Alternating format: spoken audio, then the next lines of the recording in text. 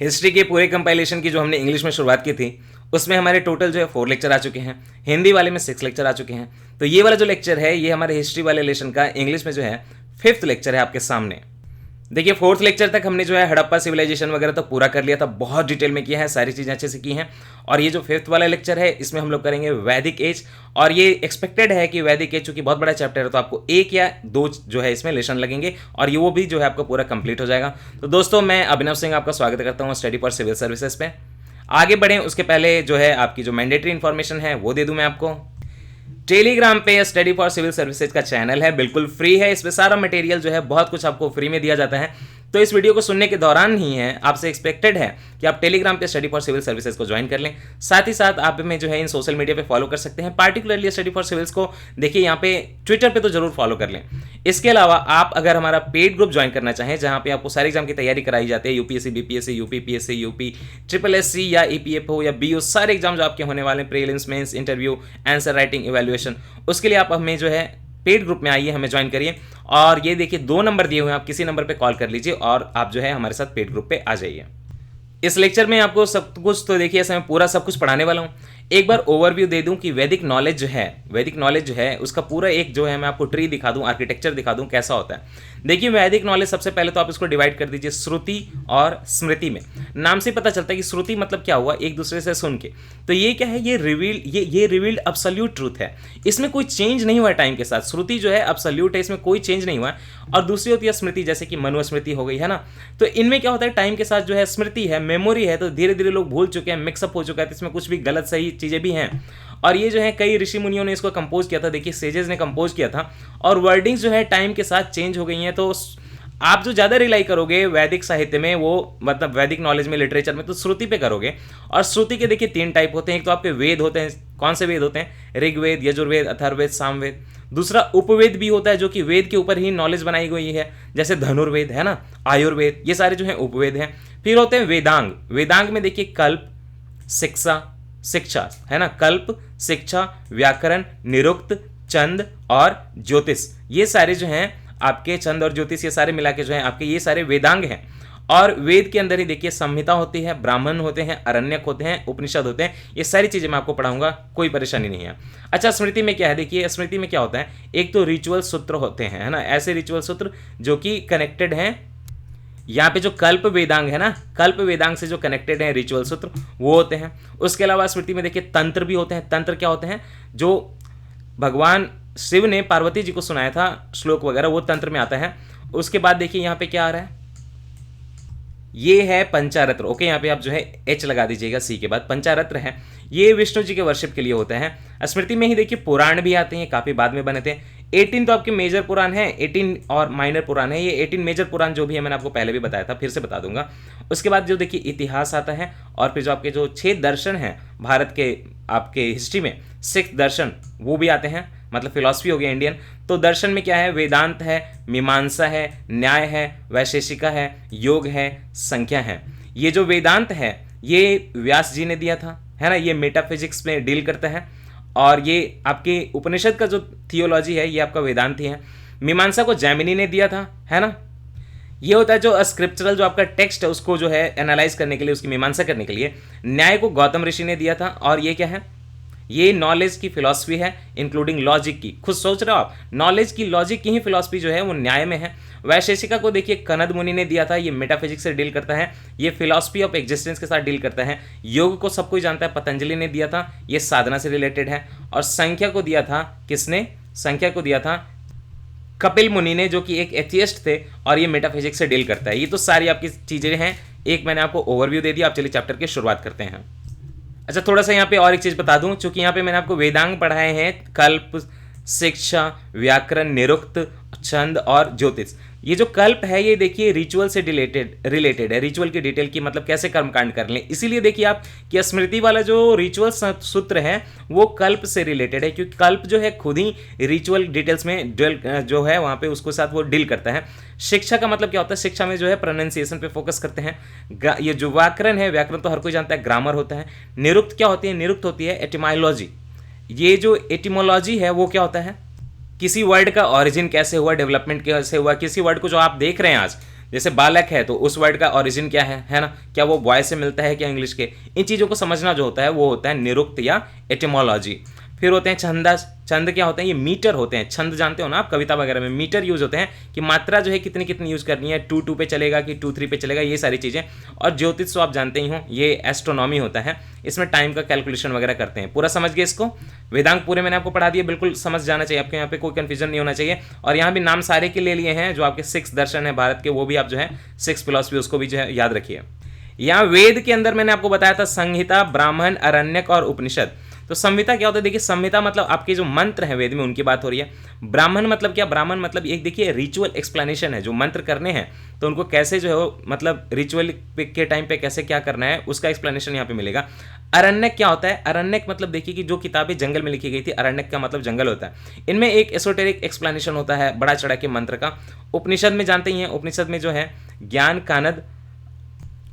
कांड philosophy of ब्राह्मण, ये जो ब्राह्मण आप देख रहे हो उसी में ज्ञान कांड है, उसी का फिलॉसफी जो आपको उपनिषद में मिलेगा।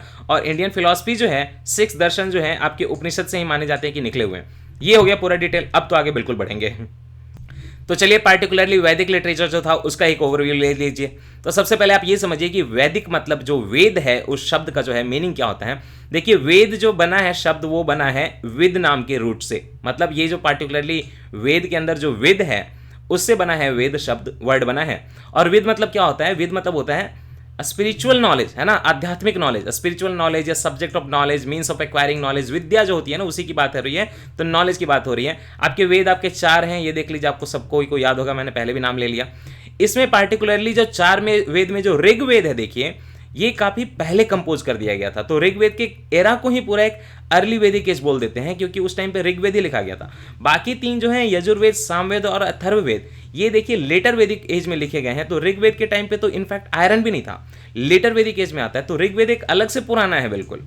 ऋग्वेद में क्या है कि ऋग्वेद देखिए दुनिया का सबसे पुराना रिलीजियस टेक्स्ट है वर्ल्ड में। देखिए बोला गया था इसको बहुत पहले, लिखा गया बाद में कंपाइल करके, लेकिन फिर भी सबसे पुराना माना जाएगा क्योंकि ये एक श्रुति है, बहुत पहले से चली आ रही है।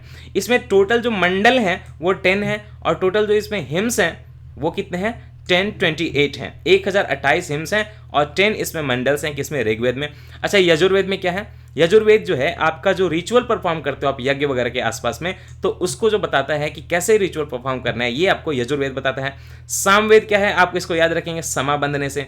आपके पूरे इंडियन म्यूजिक की जो ऑरिजिन है वो देखिए सामवेद में ही है, यहीं से म्यूजिक की ऑरिजिन है। सारे गामा पधा निसा जो है वो सामवेद में ही है। अथर्ववेद की बात करें तो आप जो है यहाँ पे किसी तरह से इकोनॉमिक्स मत याद रख लीजिएगा। अथर्ववेद का मतलब क्या होता है, इसमें पूरा जादू टोना है, स्पेल्स है ना, जादू एंड मैजिकल फार्मूला, इसमें पूरे जादू टोने की चीजें हैं, एक दूसरे को वशीकरण करने की चीजें हैं, वो अथर्ववेद में है। और भी बहुत कुछ आगे देख लेंगे। अच्छा अदर वैदिक टेक्स्ट मैंने आपको बताया था, ब्राह्मण है, उपनिषद है और अरण्यक है। तो ब्राह्मण में क्या है, जो वैदिक रिचुअल में सैक्रिफाइसेस देने, आप सैक्रिफाइस हो चाहे मीट का भी हो सकता है, नॉन मीट का भी हो सकता है, उसमें कोई दो राय नहीं है। लेकिन क्या उसके जो सैक्रिफाइसेज उनका मीनिंग क्या है, तो एक्सप्लेन्स द मीनिंग ऑफ सैक्रिफाइसेज, है ना। ब्राह्मण में सैक्रिफाइसेज का मीनिंग है। उपनिषद तो जानते ही हैं, उपनिषद में आपकी पूरे इंडिया की फिलॉसफी है, वहीं पे है, उनकी ओरिजिन है। 6 जो मैंने आपको फिलॉसफी के स्कूल बताया। ये देखिए और एक बात याद रखिए कि आपके उपनिषद इतने ही है ना, उपनिषद टोटल 108 हैं, जो कि एक शुभ नंबर होता है हिंदुइज्म में। तो उपनिषद टोटल 108 हैं। उपनिषद को हम लोग वेदांत भी बोलते हैं क्योंकि वेदों के ये अंत में आते हैं ना, ब्राह्मण, अरण्यक, उपनिषद अंत में आते हैं, इसलिए हम उनको वेदांत भी बोलते हैं। यहीं से फिलॉसफी निकली है, चाहे वो द्वैत हो, अद्वैत हो, सब कुछ। एक बात याद रखिएगा कि मैंने वेदांत बोला है, वेदांग नहीं बोला है। वेदांग की लिटरेचर मैंने आपको ट्री में अलग बताई थी, वेदांत उपनिषद को बोलते हैं। अरण्यक क्या है, book of instruction, book of instruction. Aranyaka जो है जंगलों में लिखे गए थे। वैदिक फेज के ही लास्ट पार्ट में देखिए महाभारत और रामायण भी लिखे गए थे। रामायण और महाभारत जो है ग्रेट इंडियन एपिक्स हैं। एपिक मतलब बहुत बड़ी कहानियां, है ना, जैसे कि आपका लॉर्ड ऑफ द रिंग्स है, एक एपिक है। उसी तरह महाभारत और रामायण भी बहुत बड़े एपिक हैं। ये सच पे आधारित हैं, लेकिन इनको लिखा गया तो धीरे धीरे डेवलप किया गया है। पहले बहुत ज़्यादा श्लोक नहीं थे, बढ़ते बढ़ते वो अब जाके 1 लाख हो गए हैं। पहले जय संहिता बोलते थे, अब इसको महाभारत बोलते हैं। बीच में भारत भी नाम पड़ा, तो पहले जय संहिता पढ़ा, फिर भारत पढ़ा, फिर महाभारत पढ़ा, ऐसे करके इसका कंपाइलेशन किया गया है महाभारत का। गीता जो है इसी का पार्ट है, सबको पता होगा। चूंकि वैदिक एज है ना, वैदिक एज है, तो जो इस टाइम पे सिविलाइजेशन थी, जो मतलब रेस था, वो आर्यन सिविलाइजेशन था, है ना, आर्यन सिविलाइजेशन था। तो इस सिविलाइजेशन को चूंकि वेद का प्रभाव था और वही हमें वहाँ से मिला है एक टाइम पे कि भाई वेदों से उनकी नॉलेज मिलती है हमें, तो हम लोग आर्यन सिविलाइजेशन को देखिए वैदिक सिविलाइजेशन भी बोल सकते हैं। और ये देखिए इंडस वैली सिविलाइजेशन के बाद डेवलप हुई। इंडस वैली सिविलाइजेशन और आर्यन में जो फर्क है कि इंडस वैली सिविलाइजेशन के पास पहले तो ये देखिए वो लोग अर्बन कल्चर था, ये जो आर्यन सिविलाइजेशन या वैदिक सिविलाइजेशन है वो रूरल कल्चर है। ये लोग एग्रीकल्चर और एनिमल हस्बेंड्री पे डिपेंड करते थे। इनफैक्ट ज़्यादा जो था ये चारागाहों मतलब कि नोमैडिक ये एनिमल हस्बेंड्री पे डिपेंड करते थे, खेती कम करते थे, बाद में ज़्यादा शुरुआत हुई। दूसरी बात कि जो आपके हड़प्पा वाले लोग थे, इंडस वैली सिविलाइजेशन वाले, उनको आयरन की नॉलेज नहीं थी, लेकिन ये जो ऋग वैदिक लोग हैं उनको तो आयरन की नॉलेज नहीं थी, लेकिन बाद में जब लेटर वैदिक फेज आता है तो लोगों को आयरन की भी नॉलेज हो जाती है। तो ये लोग जंगलों को काटते हैं, है ना, चारागाह बनाते हैं और साथ ही साथ जो है फार्मिंग के लिए जो एरिया बनाते हैं और आगे जो सोसाइटी है इसी पे बेस जो है काफ़ी डेवलप हो जाती है। अब प्रॉब्लम क्या है कि हिस्टोरिकल टेक्स्ट तो उस टाइम का कुछ मिला नहीं, तो विवाद उठता है कि ये आर्यन आए कहाँ से थे। कुछ लोग कहते हैं कि इंडिया के थे, कुछ लोग कहते हैं इंडिया के बाहर के थे। तो यहाँ पे जो है डिबेट होता है। तो हमें क्या है अलग अलग व्यूज़ सुनने हैं, याद रखने हैं कि होमलैंड कहाँ था आर्यन का, आए कहाँ से थे। हिटलर का कहना है कि उसी के एरिया से आए थे, हम कुछ और कहेंगे, विद्वान कुछ और कहेंगे। देखिए सबसे पहले एक स्कॉलर की बात करते हैं, इनका नाम है एल.डी. कल्ला। एल.डी. कल्ला जो है उनका कहना है कि आर्यन जो थे कश्मीर या हिमालयन रीजन से आए थे, मतलब कि यहाँ से आए थे, है ना, आर्यन जो है कश्मीर हिमालयन रीजन से आए थे, ये ऐसा कहना है एल.डी. कल्ला का। उसके बाद ब्रह्मर्षि देश से आए थे, ऐसा कहना है प्रोफेसर गंगानाथ झा का। तो आपका जो है क्वेश्चन उठना चाहिए कि ब्रह्मर्षि देश कहाँ है। ये जो इधर आपकी गंगा रिवर है और ये जो यमुना रिवर है, दोनों के बीच का जो दोआब है, मतलब दो नदियों के बीच की जो जगह है उसको ब्रह्मर्षि देश बोलते हैं एंशिएंट टाइम पे। तो पंडित गंगानाथ झा का ये कहना है कि आर्यन जो है इस पार्टिकुलर रीजन से आए थे, ब्रह्मर्षि देश से आए थे। फिर कुछ लोगों का कहना है कि 7 इंडस स्टेट्स, मतलब यहाँ पे जो इंडस है और उसके जो ट्रिब्यूटरीज हैं टोटल मिला के जो 7 रिवर्स हैं, सप्त सैंधव वाले एरिया से आया था, ऐसा कहना है डॉक्टर अविनाश चंद्र दास का। देविका स्टेट कहाँ है, पाकिस्तान का जो ये देख रहे हैं एरिया देख रहे हैं, मुल्तान वगैरह का एरिया देख रहे हैं, यहाँ पे देविका स्टेट की बात होगी। तो देविका स्टेट से आए थे, ऐसा कहना है डी.एस. त्रिवेदी का। साउथ रशिया से आए थे, बिल्कुल मतलब नॉर्थ पोल के एकदम नीचे एकदम ऊपर चले जाइए यहाँ पे, तो साउथ रशिया से आए थे, ऐसा कहना है गॉर्डन चिल्डे और नेहरिंग का। सेंट्रल एशिया से, ये जो कजाकिस्तान उज्बेकिस्तान वगैरह का एरिया है वहाँ से आए थे, ऐसा कहना है एक विद्वान है बहुत बड़े हिस्टोरियन मैक्स मुलर का। अब जब आपकी फ्रीडम की जब मूवमेंट हो रही थी तो देखिए ये जो आपके बाल गंगाधर तिलक थे उनका कहना है कि एकदम नॉर्थ पोल से आए। अब इस पर कोई अग्री नहीं करता, लेकिन बाल गंगाधर का कहना है कि हम लोग तो नॉर्थ पोल से आए थे। ओके, स्वामी दयानंद सरस्वती है ना, स्वामी दयानंद सरस्वती का कहना है कि तिब्बत से आए थे, मतलब इस एरिया से आए हैं। और लास्ट में हार्ट एंड पेंका का ये कहना है कि जो आपके आर्यन थे वो जर्मनी से आए थे, जस्ट लाइक हिटलर बिलीव्ड, है ना। तो चूंकि एक टाइम पे ऋग्वेद लिखा गया, मैंने आपको बताया वो फेज एक लंबा चला, उसके बाद जो है बाकी 3 उसके बाद जो है सामवेद, यजुर्वेद, अथर्ववेद लिखे गए। तो इसलिए वैदिक एज को आप जो है 2 पार्ट में डिवाइड कर दीजिए। एक तो होगा ऋग वैदिक एज, जिसको आप क्या बोलोगे, प्री वैदिक एज भी बोलोगे। इस टाइम पे आयरन की नॉलेज नहीं थी। ऋग वैदिक एज या प्री वैदिक एज जो है 1500 BC से देखिए 1000 BC तक चलेगा, ऑलमोस्ट 500 ईयर्स जो है ऋग वैदिक काल या प्री वैदिक एज चलेगा। उसके बाद लेटर वैदिक एज आएगा जो कि चलेगा 1000 से 600 BC, और इसी 600 BC के अराउंड जो है आपके जो मतलब गौतम बुद्ध हैं और जो महावीर हैं, इन दोनों का जन्म हो जाएगा। महाजनपद वगैरह चलेंगे, बाद में मौर्यन सभ्यता आएगी। तो 1000 से लेके 600 BC तक जो चलेगा वो लेटर वैदिक एज है, जिसमें बात होगी सामवेद, यजुर्वेद और अथर्ववेद की। और 1500 से लेके 1000 BC जो चलेगा उसके पीछे वो होगा ऋग वैदिक एज या प्री वैदिक एज। सारे के सारे वेद को मैंने पहले भी पढ़ाया है कि जो 4 पार्ट में डिवाइड किया गया है, 4 सेक्शन है, और उसका जो करेक्ट ऑर्डर है शुरू से लेकर लास्ट तक, संहिता है, उसके बाद ब्राह्मण है, ऐसे नहीं करता हूँ, डिजिटल दिखाता हूँ ना। संहिता पहले आया, फिर ब्राह्मण आया, फिर अरण्यक आए और फिर उपनिषद आया। अब इसमें पार्टिकुलरली आपका जो ये उपनिषद है, ये इसी को जो है हम लोग वेदांत बोलते हैं, क्योंकि देखिए 4थे नंबर पे लास्ट में आ रहा है। अब यहाँ जो मैंने आपको 4 बताया, संहिता, ब्राह्मण, अरण्यक और उपनिषद, इनमें क्या है खासियत कि इसमें पार्टिकुलरली जो संहिता और ब्राह्मण है, देखिए संहिता और ब्राह्मण जो हुए ये आपका कर्मकांड से बिलोंग करते हैं। इसमें रिचुअल वगैरह है, कर्मकांड कैसे पूजा पाठ करें उसके सेगमेंट है वेद के। संहिता और ब्राह्मण क्या है, कर्मकांड से डील करते हैं। और जो नीचे जो आपका जो अरण्यक और उपनिषद है, अरण्यक मतलब जंगलों में लिखी हुई किताब, और उसके अलावा जो अरण्यक और उपनिषद है वो जो है आपके ज्ञान कांड से बिलोंग करता है, समझ गए। कर्मकांड से संहिता और ब्राह्मण, और ज्ञान कांड से अरण्यक और उपनिषद, ये जो है वेद के 4 पार्ट हैं। खास करके इसमें देखिए जो अरण्यक और उपनिषद हैं उसमें देखिए फिलॉसफी और स्पिरिचुअलिटी की बात होती है। उपनिषद तो बहुत ज़्यादा डील करता है ज्ञान कांड से, तो उसमें स्पिरिचुअलिटी, फिलॉसफी और आपके सारे जो भारत के दर्शन हैं 6 सारे जो हैं आपके यहीं से निकले हुए हैं, अरण्यक उपनिषद से मिला के। आपको अब चूंकि ऋग वैदिक काल का कोई और जो आपको आर्किटेक्चरल प्रूफ वगैरह एक्सकवेशन से तो मिलता नहीं है, तो ऋग वैदिक काल की जो किताब है ना, मतलब संकलन तो बाद में किया गया, लेकिन वो जो श्रुति पहले चलती थी जो कंपाइल की गई, उससे हमें ऋग वैदिक एज की हिस्ट्री के बारे में पता चलता है, कौन से लोग थे, कैसे लोग थे। और ये देखिए ओल्डेस्ट नोन बुक है वर्ल्ड के हिस्ट्री के स्कॉलर्स के बीच में, लेकिन इसके राइटर कौन है, इसका कब लिखा गया था, इसके कंपोजिशन वगैरह पे काफ़ी डिबेट है। अब मैं बार बार बोल रहा हूं कि ऋग वैदिक काल में आयरन का जो है नॉलेज नहीं था, बाद में चला उत्तर वैदिक काल में। तो कैसे पता चलता है? पूरे ऋग्वेद में कहीं भी देखिए लोहे का जो है, या लोहे को उस टाइम पे वो लोग कृष्ण अयस बोलते थे, बाद में उत्तर वैदिक काल में जो आएगा कृष्ण अयस बोलेंगे, मतलब काला है ना, काला मेटल। तो आयरन का कहीं भी पूरे ऋग्वेद में मेंशन नहीं, तो इससे पता चलता है कि उन लोगों को आयरन की नॉलेज नहीं थी। देखिए ऋग्वेद में बहुत कुछ मिलता है। देखिए ऋग वैदिक लिटरेचर आप जब पढ़ेंगे तो आपको वहां पे 4 रिवर्स तो देखिए अफगानिस्तान की मिलेंगी, जो मतलब ये इंडिया का मैप हो गया। अगर जैसे मैं जल्दी से रफ में बना दूं, इंडिया का मैप बना दूं एक छोटा सा रफ के लिए, तो ये जो देखिए अफगानिस्तान का एरिया होगा, पाकिस्तान का एरिया होगा, इन एरियाज में माना जाता है कि ऋग वैदिक काल के लोग थे। तो उनके रिवर्स पे देखिए गंगा यमुना का आएगा उल्लेख, लेकिन बहुत कम आएगा, 3 बार 1 बार आएगा। गंगा का 1 बार आएगा, यमुना का 3 बार आएगा, क्योंकि जो यमुना है थोड़ी सी वेस्टर्न साइड में, तो यमुना की ज्यादा नॉलेज थी तो 3 बार आएगा, गंगा का 1 बार आएगा। लेकिन ये अफगानिस्तान की रिवर्स, सप्त सैंधव रिवर्स, इनका बहुत मेंशन है। तो अफगानिस्तान की कौन कौन सी रिवर का जो मेंशन है आपके ऋग्वेद में, देखिए क्रुमु जो है आज अफगानिस्तान में कुर्रम नाम की नदी है, उसका नाम था। दूसरा है कुभा रिवर जो है आज काबुल रिवर बन गई।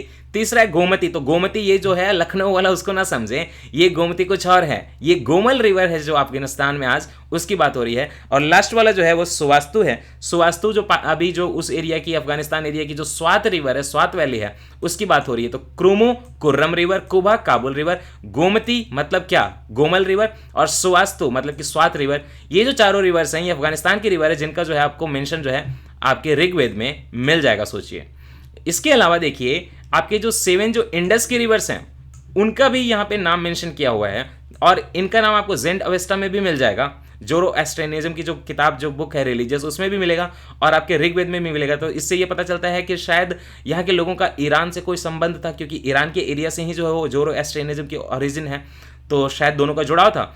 तो आपको जो है सप्त सैंधव की कौन कौन सी रिवर का नाम मिलेगा, सरस्वती, विपासा भी कौन सी रिवर है बताइए, ब्यास रिवर, ओके।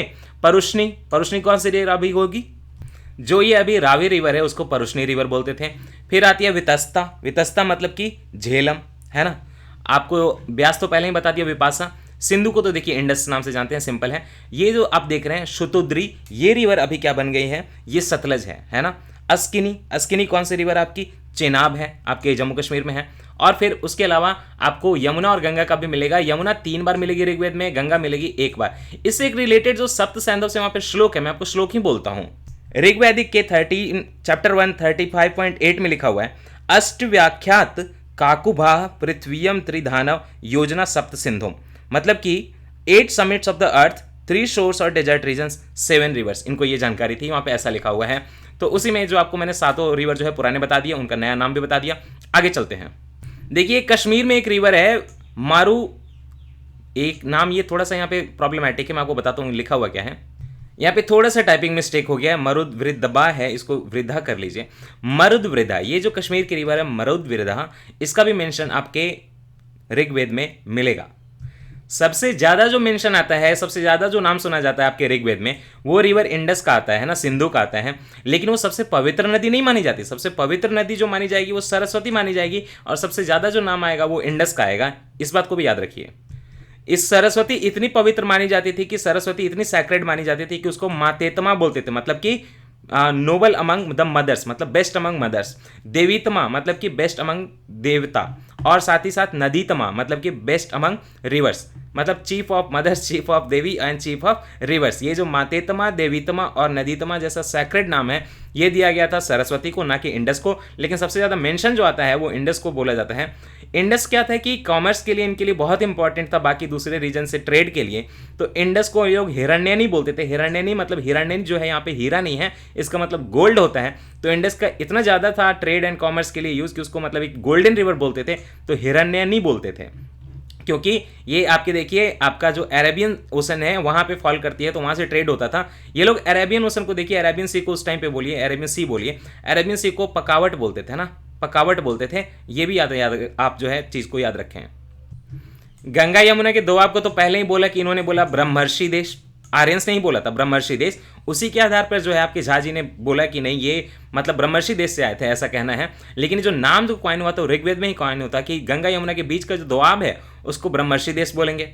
मध्य देश कहाँ आएगा, देखिए आप चले जाइए इंडिया का हिमालय, वहाँ से जो आपका मध्य प्रदेश का विंध्याचल पर्वत है, तो पूरा इंडिया का जो मैप बनेगा तो यहाँ हिमालय से लेके विंध्याचल के बीच का जो पूरा एरिया है उसको बोलते थे आर्यन मध्य देश। याद रखिएगा कि आर्यन जो है विंध्य के नीचे नहीं थे, यहाँ द्रविडियन सभ्यता ही रहेगी हमेशा से, लेकिन ऊपर वाले एरिया में जो आर्यन रहेंगे इस पूरे एरिया में रहेंगे। धीरे धीरे जो है लोग वेस्ट से लेके ईस्ट और नॉर्थ ईस्ट में तो मूव करेंगे, लेकिन साउथ में नहीं जाएंगे। इस बात को आप थोड़ा अपने ध्यान में रखें।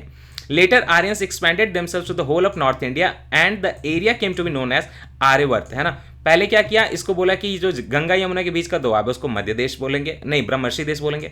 आपका जो कश्मीर से लेके जो विंध्याचल पर्वत के बीच का एरिया उसको मध्य देश बोलेंगे। बाद में ये पूरे एरिया में फैल जाते हैं, ईस्ट में, नॉर्थ ईस्ट में, नॉर्थ में, सब में फैल जाते हैं और बोलते हैं कि अच्छा अब से चूंकि हम आर्य आ गए हैं तो ये जो आर्यवर्त कहलाएगा, आपसे वहीं से नाम पड़ा था आर्यवर्त भारत का। तो चलिए अब थोड़ा जो है अपने वेदों को पढ़ा जाए। वेदों में लिखा है और ग्रंथों में पढ़ा है ना। तो ऋग्वेद में क्या लिखा है, पहले ये समझिए कि ऋग्वेद में कलेक्शन कितने हैं मंत्रज के।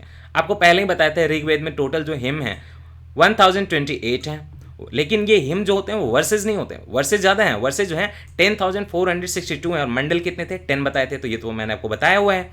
इसमें देखिए मंत्र के कलेक्शन है ना, मंत्र के कलेक्शन है। और ये सारे मंत्र जो हैं भगवान की प्रार्थना में, पूजा में, वेरियस डिएटीज के पूजा प्रार्थना में गाया जाता था। और उस समय के भगवान जो थे सबसे महत्वपूर्ण जो थे वो इंद्र थे, न कि शिव और आपके जो हैं राम, ये सब नहीं थे उस टाइम पे, बहुत महत्वपूर्ण इंद्र थे। तो वेरियस डिएटीज फिर भी थी, कहीं बोलते हैं कि 3 देवता थे, कहीं बोलते हैं कि 33 देवता थे। तो ये मल्टी जो होता है बिलीफ वो तो उसी टाइम पर डेवलप हो गया था ऋग्वेद में, लेकिन फिर भी अभी वाले गॉड नहीं थे। तो 3 और 33 जो भी हों, लेकिन मल्टीपल बिलीफ तो उसी टाइम पे डेवलप्ड हो गया था। और ये सारे मंत्र जो है उनकी प्रेज में गाए जाते थे। अच्छा, इनको कंपाइल किसने किया था, लिखना अलग बात है ना, बोलना अलग बात है श्रुति, लेकिन कंपाइलेशन किसने किया, कंपाइलेशन किया महर्षि कृष्ण द्वैपायन ने, है ना। महर्षि कृष्ण द्वैपायन बोल सकते हो आप, कृष्ण द्वैपायन बोलोगे वो भी चलेगा, महर्षि कृष्ण द्वैपायन ये भी चलेगा। साथ ही साथ ये तो आपको पता ही होगा कि महर्षि कृष्ण द्वैपायन जो है उन्हीं को हम लोग वेद व्यास भी बोलते हैं। इसमें जो ऋग्वेद में 2nd और 7th मंडल है वो ओल्डेस्ट है। समझिए बात को, ऋग्वेद में टोटल मंडल कितने हो गए आपको बताया, 1 2 3 4 5 6 7 8 9 10 हो गए। इसमें जो पार्टिकुलरली आपका ऋग्वेद में जो 2nd वाला और 7th वाला है, ये जो 2nd वाला और 7th वाला है ये ओल्डेस्ट मंडल है। और आपका जो 10th वाला है वो जो है लेटेस्ट है, मोस्ट रिसेंट है 10th मंडल। ये जो बातें हैं दिमाग में सेट करके रखिए। 2nd and 7th mandal is the oldest, these are called vansh mandal. वंश मंडल क्योंकि यहीं से शुरुआत हो रही है ऋग्वेद के वंश की, तो इसको वंश मंडल बोलेंगे। कौन से वाले को, 2nd वाले और 7th वाले को। और जो लेटेस्ट कौन सा है, 10th वाला। शूद्र का इनफैक्ट जो पहला जो मेंशन आएगा वो देखिए 10th वाले में ही आता है, उसके पहले तो शूद्र मेंशन ही नहीं था। अब जो अलग अलग वेद होते हैं उसको गाने वाले का भी जो होता है रिसाइट जो करना होता है उसके भी अलग अलग पुरोहित होते हैं। तो जो पृष्ठ जो देखिए ऋग्वेद का उच्चारण करेगा उसको बोलेंगे होत्राज। तो अभी मैं यहाँ पे अगर ऋग्वेद खोल दूं और आपको लेक्चर में बोलूं कि चलिए अब एक श्लोक तो मैंने पढ़ा था ना नदियों वाला, तो मैं अभी क्या हूं, मैं होत्रा हूं या होत्री हूं, है ना, होत्रा हूं। अच्छा, दूसरी बात कि यहाँ पे जो 9th मंडल है देखिए वो सोम देवता को समर्पित है, या सोम रस को भी बोल सकते हैं। 9th मंडल जो है पूरा का पूरा सोम देवता को समर्पित है। इसमें ऑलमोस्ट जो है 14 इसमें हिम है। ठीक है, आगे चलिए। मैंने आपको पहले भी बोला था कि शूद्र जो है 10th मंडल में फर्स्ट टाइम आता है, उसके पहले मेंशन नहीं होता शूद्र का, और ये लेटेस्ट है, रिसेंट है, उसके पहले शूद्र का मेंशन नहीं है। तो सोचिए कि पहले सोसाइटी तो शायद लिबरल थी, बाद में गड़बड़ी हो गई। अच्छा, है कहाँ 10th मंडल में भी देखिए जो 90th हिम है ना, 19वां जो हिम है 10th मंडल में उसको बोलते हैं पुरुष सूक्त। ये जो पुरुष सूक्त है उसी में शूद्र का मेंशन है। पहले बताया था कि आपके जो ऋग्वेद है और उधर का जो ईरानियन का टेक्स्ट है जेंड अवेस्टा, उसमें बहुत ज़्यादा सिमिलैरिटीज पाई गई हैं। मतलब हिंदुइज्म का जो बुक है और आपका ज़ोरोएस्ट्रियनिज्म का जो बुक है उसमें बहुत सिमिलैरिटीज हैं। वो लोग भी यज्ञ वगैरह का काम करते थे। सरस्वती मोस्ट सैक्रेड रिवर है, और सरस्वती को क्या बोलते हैं, नदी तमा, माते तमा, देवी तमा। और यमुना का मेंशन जो है ऋग्वेद में 3 बार है, पहले ही बताया है। गंगा का 1 बार है, और ये जो है मेंशन है वो 10th मंडल में, मोस्ट रिसेंट वाले में, क्योंकि पहले तो वो वेस्टर्न साइड में थे ना, बाद में ईस्टर्न साइड में गए। ईस्टर्न साइड में भी गए तो इनको यमुना पहले मिले तो यमुना का 3 बार मेंशन किया। गंगा बाद में मिली क्योंकि गंगा ईस्टर्न साइड में है तो गंगा का 1 बार मेंशन किया। तो आप इसको जो है कंसेप्चुअली भी याद रखिए। In Rigveda there is predominance of male deities, है ना, मेल डिएटीज, फीमेल डिएटीज की भी बात होगी, जो मेल देवता हैं उनकी जो है ज्यादा है, बहुतायत है। इंद्रस डिस्क्रिप्शन इज मोस्ट, इंद्र का मैंने बोला कि सबसे ज्यादा इंपॉर्टेंस था, तो ऋग्वेद में इंद्र का जो मेंशन आता है, नाम आता है 250 बार आता है, 250 टाइम्स। अब ये बहुत बार पूछा जाता है पीसीएस वगैरह में कि अस्तोमा ज्योतिर्गमय, तमसोमया ज्योतिर्गमय, ये सब कहाँ से आता है। तो अब यहाँ पे आपको रुको ये बताऊं कि अस्तोमा सदगमय जो है वो ऋग्वेद से निकाला हुआ है। बाकी धीरे धीरे जब बढ़ते जाएंगे तो ये भी पढ़ेंगे कि गायत्री मंत्र कहाँ से है। अस्तोमा सदगमय जो है वो ऋग्वेद से आया है, याद रखिए। मैंने आपको पहले बताया था कि इंडियन म्यूजिक की जो ओरिजिन है सामवेद से है, यहीं से जो है आपके सारेगामा पधनिसा की बात होगी। तो ओल्डेस्ट टेक्स्ट जो है इंडियन म्यूजिकोलॉजी पे वो सामवेद हो गया, और इसका जो पुजारी होता है गाने वाला उसको बोलेंगे उदागत्र, उदागत्र है ना, उद्गत्र, उद्गत्र सॉरी, उद्गत्र बोलेंगे। आप खुद सोचिए, अगर मैं यहाँ पे सामवेद के जो म्यूजिक गाने लगूँ तो अभी मैं बोल देता हूँ सारेगामा पधनिसा, तो मैं क्या हूँ, उद्गत्र हूँ, है ना। ये मैं एक पुरोहित हूँ जो कि मुझे सामवेद के टेक्स्ट को उच्चारण करने की इजाजत मिली है।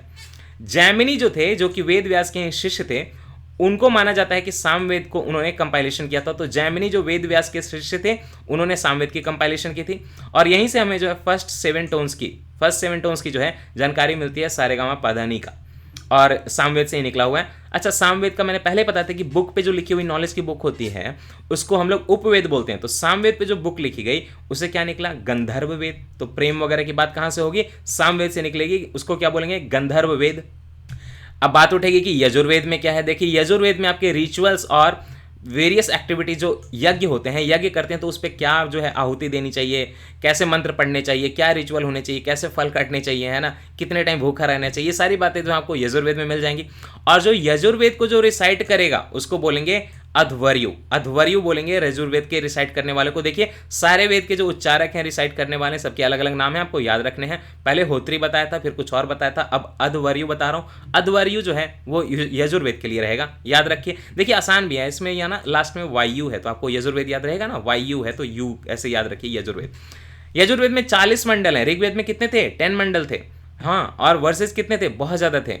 यजुर्वेद में देखिए 40 मंडल हैं और 20,000 वर्सेस हैं।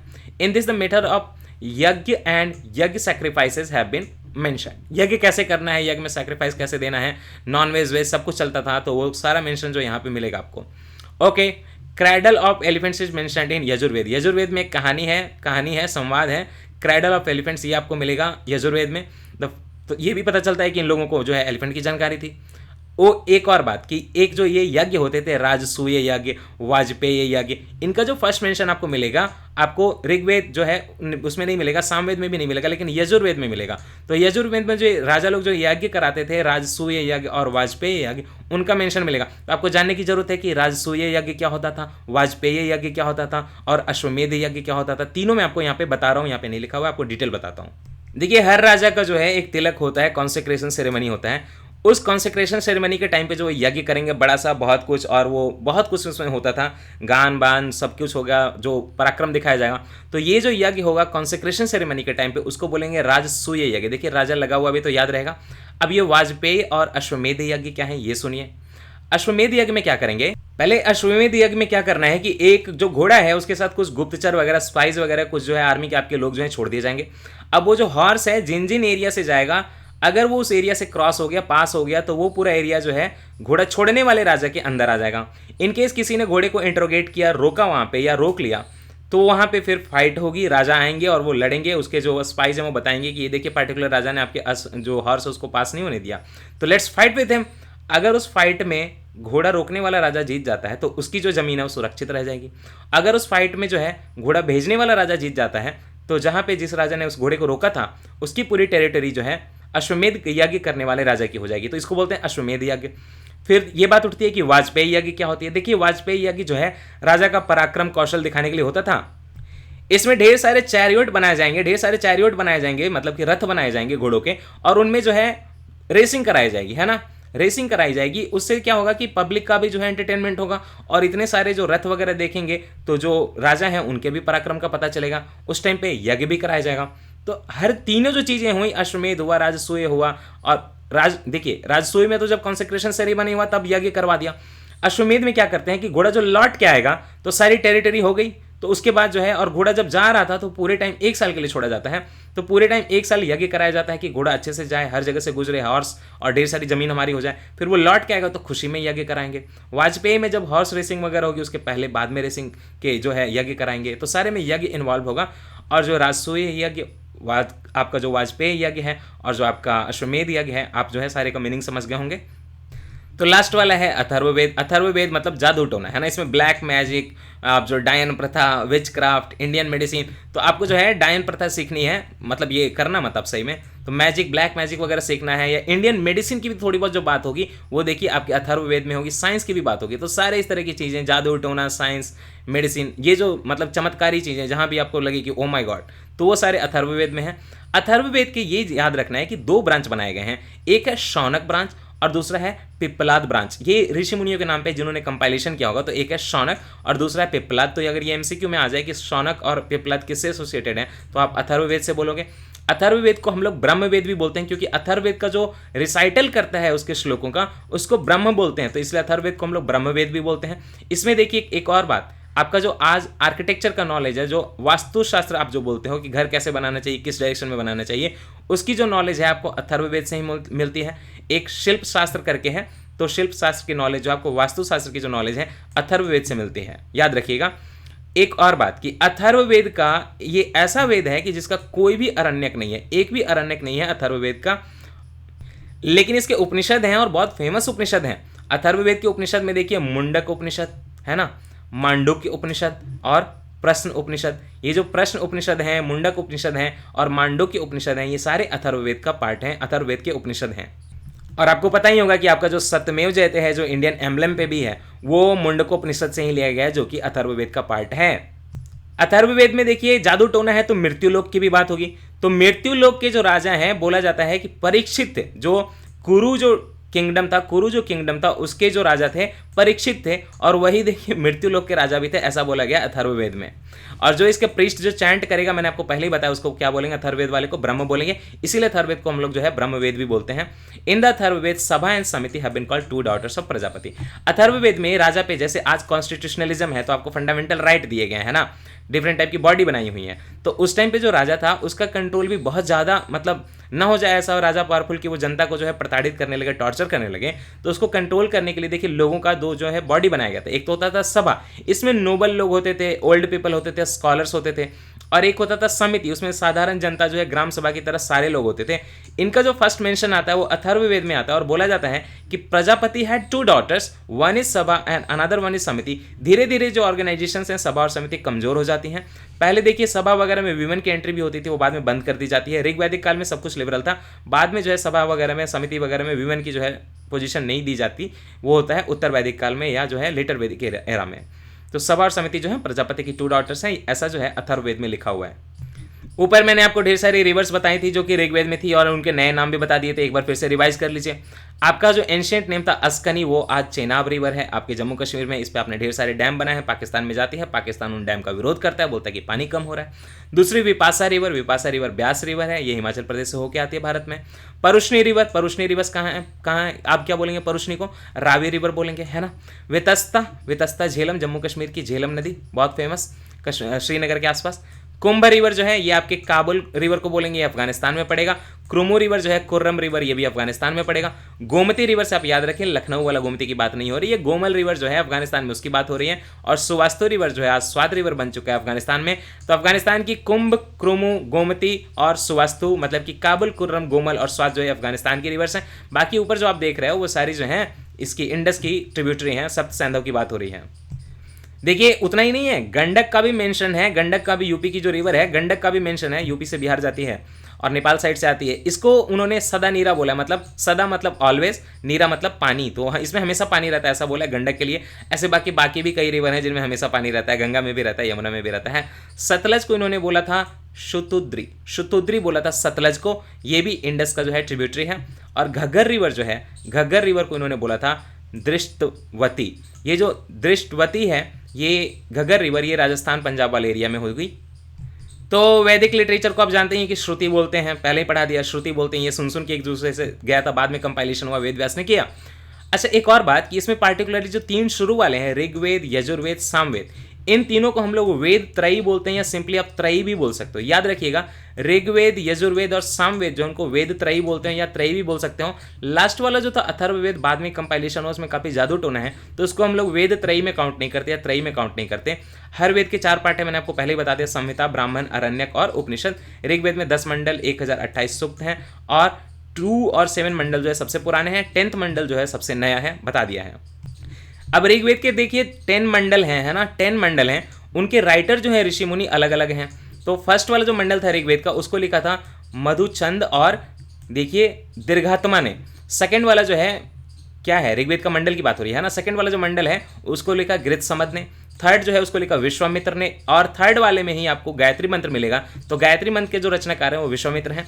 फोर्थ वाला जो है वो उसको लिखा वामदेव ने, फिफ्थ को अत्रि ने, सिक्स्थ को भारद्वाज ने, सेवेंथ को वशिष्ठ ने, एट्थ को कानव और अंगिराज ने लिखा, और जो 9th है उसको लिखा अंगिराज और कश्यप ने। तो अंगिराज का नाम 2 जगह आएगा, 8th में भी आएगा, 9th में भी आएगा। और 10th वाला जो मोस्ट रिसेंट है, जिसमें आपको शूद्र जो वर्ड मिलता है, उसको लिखा त्रित, इंद्रानी, शची, श्रद्धा, जैसे कई लोगों ने।